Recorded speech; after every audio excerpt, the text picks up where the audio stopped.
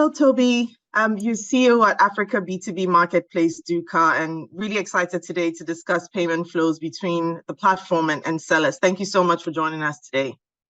Yeah, no, great to be here. Thank you. It's a real pleasure.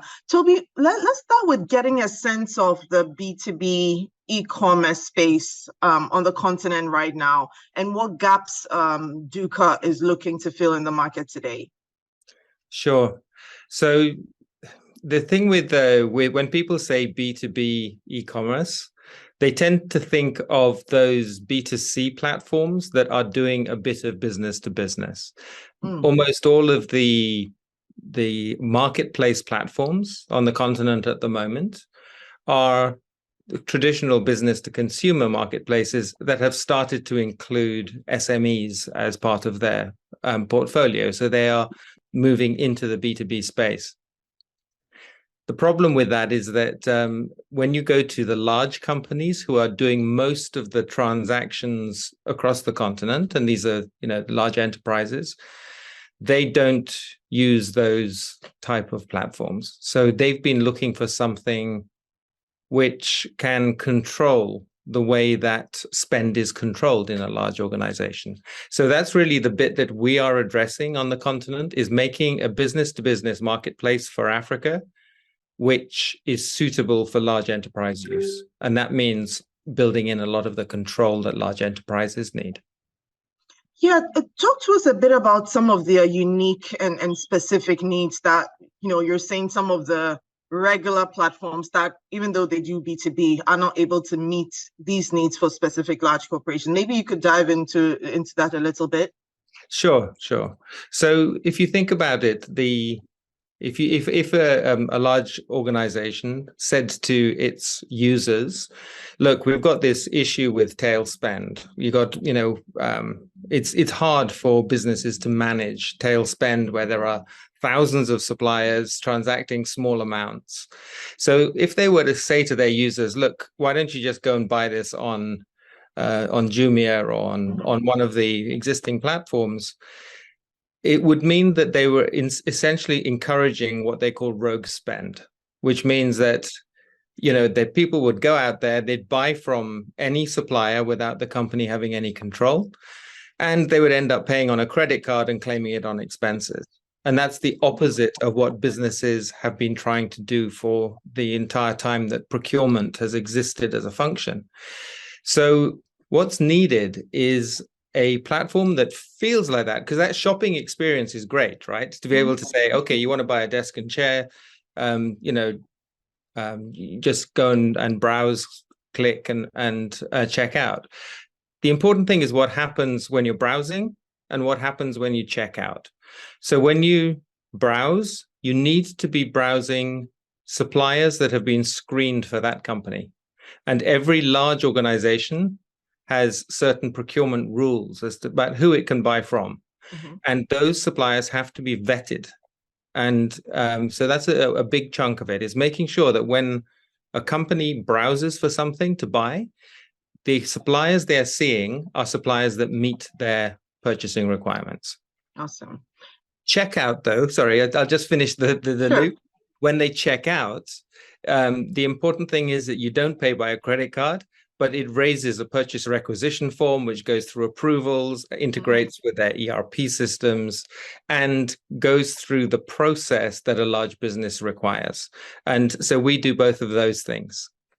Let's hone in a bit on the payment side and how, what that process is for businesses. I mean, we know that we're coming from a couple of years where it's been very challenging. What has that space looked like when it comes to payment flows? What are some of the measures put in place to ensure that sellers you're also protecting yourself as a marketplace and getting paid on time? Yeah.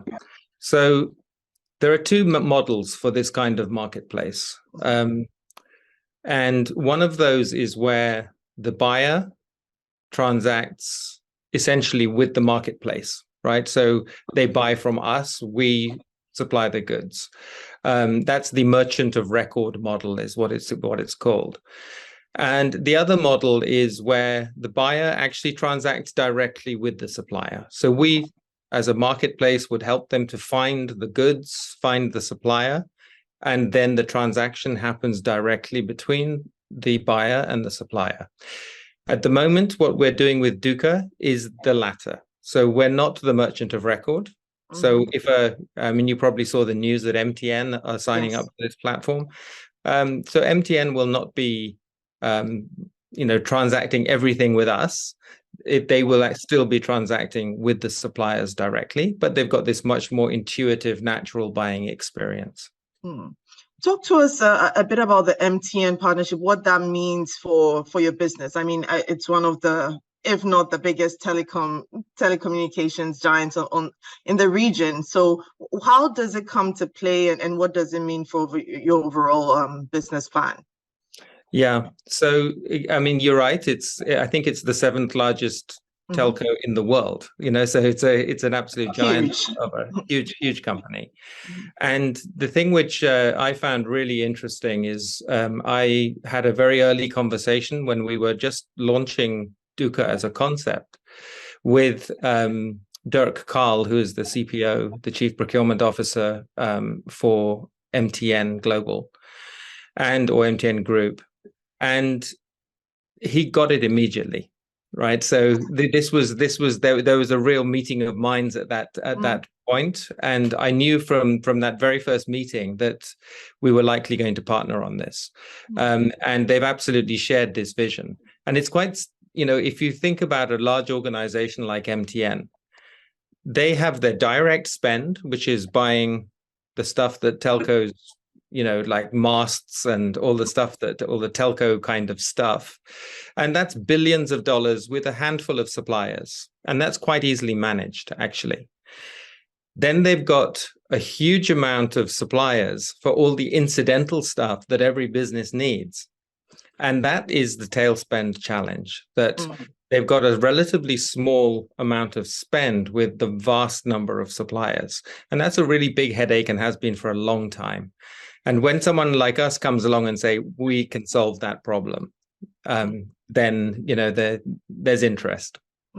Do you see this opening the door to other partnerships in the region? I mean, how crucial are partnerships to your business model? Well, when we do, we're talking partnerships, we're actually talking about buyers who are going to be participating on the marketplace, but who are proactively working with us to make sure that this is a success across the continent. So in some sense, every large buyer that joins our platform, our marketplace, is seen as a partner. Yeah.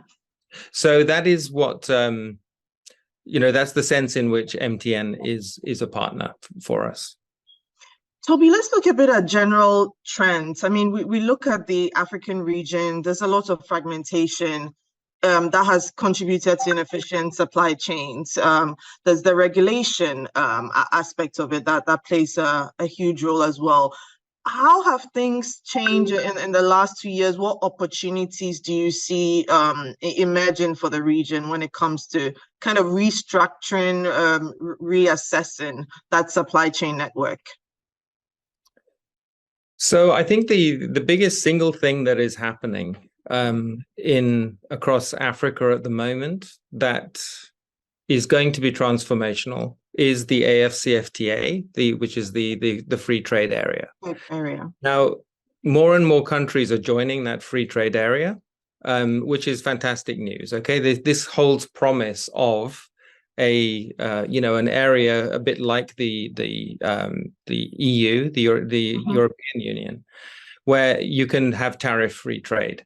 But at the moment, all it is a set of rules. What is needed is some kind of mechanism for actually transacting across those barriers. And I think this is something which I see a business marketplace like this, which enables companies to be able to see the goods, the services of suppliers, not just in their local region, but across barriers as well, is going to be a huge enabler for that trade. And even sort of eliminating more of digitizing the trade process, right? Eliminating paper and sort of making it more seamless, eliminating some of the friction. I think that is also something that is needed to sort of help the supply chain efficiency. What do you think? Absolutely, absolutely. I was actually at a conference in London day before yesterday, and the thing that's being discussed is that globally, 80% of transactions are still not digital when you're talking about corporate purchasing, and those that are digital are very often a PDF. Scanned copy of an invoice is attached to an email, and that's not really digital. Digital is the exchange of digital information. So you're absolutely right. And I think in Africa, it's those statistics are weighted even more heavily on the manual versus the digital. So there is a huge mountain to climb there. But I think something like this allows adoption of those digital means on a very rapid scale. So when a large organization like MTN joins us, they have thousands of suppliers who provide, that they buy from. And so we get thousands of suppliers joining our marketplace at a time to be able to transact more efficiently with MTN. And then you asked, are we working with others? Yes, of course we are. There are some very large names which we're going to be announcing very shortly who are also joining the same network.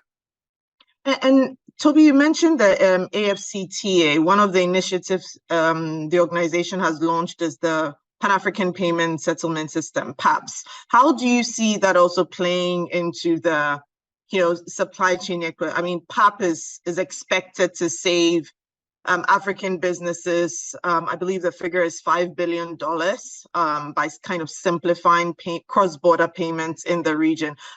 What potential do you see for that as well in promoting cross-border trade?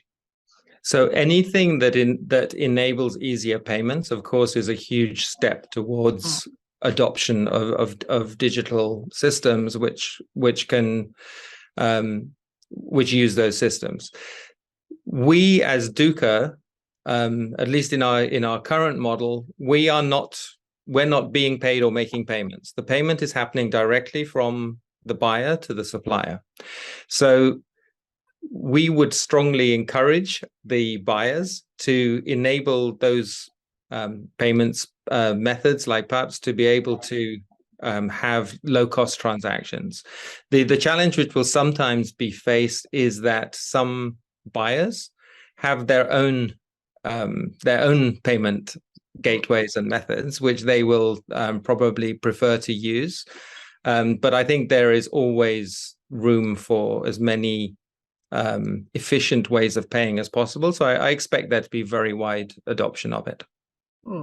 Because we're also looking at a region where it's almost 40 plus currencies, so is it continuing to ensure that the different payment methods, whether it's mobile money, whether it's credit card, USSD, all these payment systems are integrated into the platform so that people can easily pay depending on their mode of payment? Yeah, so we literally support whatever payment method the buyer wants to allow. So we, the thing which most buyers do not want when they're purchasing on a large scale is payment by credit card. That's something which is unverified, and there's also on personal credit card. It means that they've now got to channel that through expenses, which is a painful way of dealing with transactions. So, but they do have their preferred payment methods. And I think we're going to see more of these digital payment methods, whether they are wallets or corporate wallets, which are going to be rolled out and specifically for this kind of spend. Is there consideration to, I mean, you talked earlier about the two models, but now it's only between the buyers and the sellers directly. Is there a plan for Dooka to also, have that second vertical where you are also trading directly with the buyers?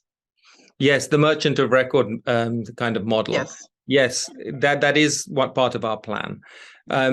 Our model really works when the large buyers, the people who are transacting large sums of money every year, move onto our platform. They stand to gain the biggest efficiencies. Their suppliers stand to gain the leap forward in digitalization. So, we need to work with those guys. Now, as a new concept, which Dooka is, we recognize we're a new concept in the continent. It's very unlikely that a large organization like MTN will want to purchase everything from one company that's relatively new. So we have to be a little bit patient, let it transact the way that it is at the moment, but it's absolutely part of our plans for us to become merchant of record for certain categories of spend. When you look at your business model today, what would you say is the biggest challenge you're constantly working to overcome, or that would be a key focus in the year to come? It's a really interesting question. I think our biggest challenge is the resistance to change. It's not because I think our concept is fairly unique in Africa, at least.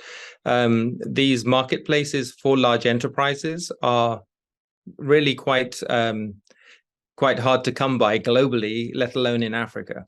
So we're not competing with somebody. The challenge is when it's much easier to just leave things the way they are than to do something that's going to involve change.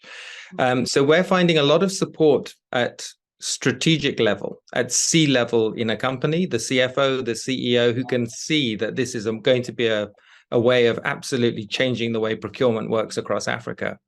Where we get stuck is down at the operational level, where it's a change and everybody's resistant to change. But I think, people are going to see the benefits of it and roll with it. All right. And looking at, the business, as much as it's a young business, the numbers are quite compelling. $1 trillion transactions on B2B marketplaces now. We see the potential in the market today. When you look at, once again, your business and as we sort of plan towards 2023, what is the next level for you? What are the priorities, the key focus areas? So, yes, that's a really good question as well. There's one particular area which is glaringly obvious, really, and it ties in with payments. And that is that a marketplace like this is the ideal place for the enablement of supply chain financing and invoice financing. And when we're talking about tail spend, you've got suppliers of all sizes. You've got large suppliers, you've got smaller suppliers, SME suppliers. And these guys have always found it very hard to get access to finance. Because of our model, where we are transacting with these large organizations who typically have very good credit scores, the financial risk actually sits with the buyer. So we can extend finance to all of these suppliers and get their invoices paid in 2 or 3 days.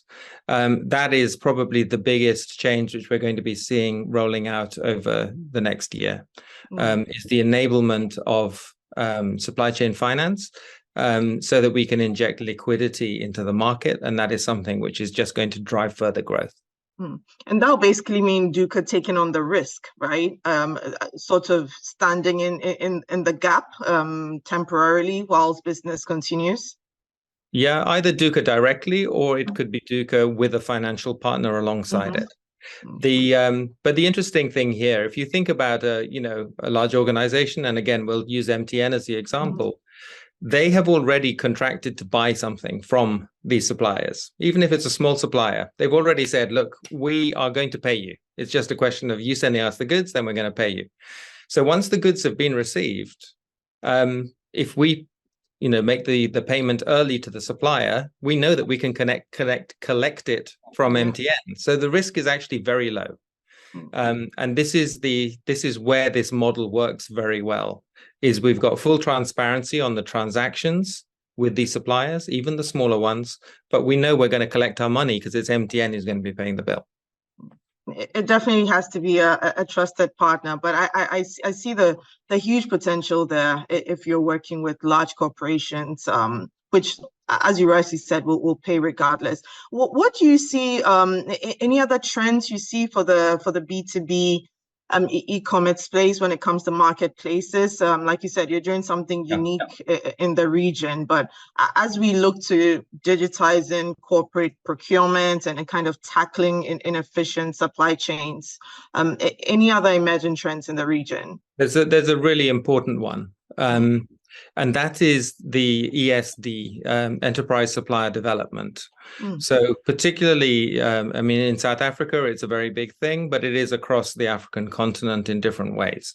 This is, where we are trying to encourage buyers to buy local, to buy from smaller suppliers that typically they have not bought from. And it's very difficult for a large organization to manage, thousands of very small suppliers.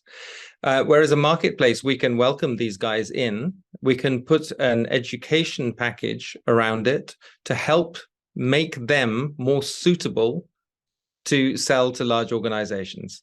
So there's an education element that needs to be there to say, look, we will help you. We'll teach you how to become a good supplier to a large organization. And then once they've got that certification, the buyer can switch on the filter that says, show me all of those smaller suppliers who've got this badge, right? And this makes us a perfect place to showcase the products and services of those smaller companies that large buyers normally wouldn't see. So that's a great opportunity for those smaller suppliers. And I think it's going to make a very big difference across the continent. I think so too. Toby, thank you so much for making the time to talk to us today. Really enjoyed this conversation. My pleasure. Absolutely. Thank you. Great insights. Let's keep in touch. Thank you. Sure.